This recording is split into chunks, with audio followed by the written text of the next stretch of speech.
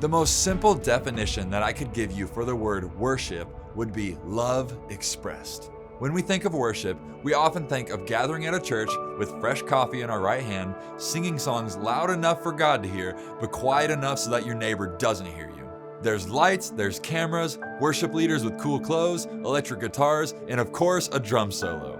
While I am picking fun at some of this stuff, all of the preparation and joyful noise involved is indeed pleasing to God. However, musical worship is just the tip of the iceberg when it comes to living a life of worship. Let's go back to that definition of worship. If worship is love expressed, then what does God love? We know that He loves righteousness, He loves justice, He loves unity, and He loves a cheerful giver.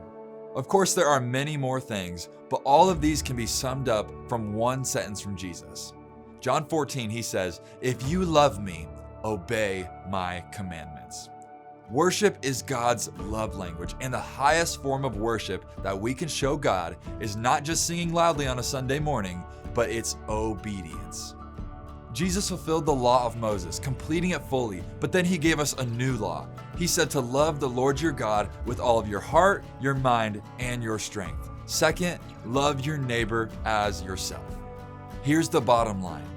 Your worship today might look different than how you have typically viewed worship. It might look like you going out of your way to pray with someone.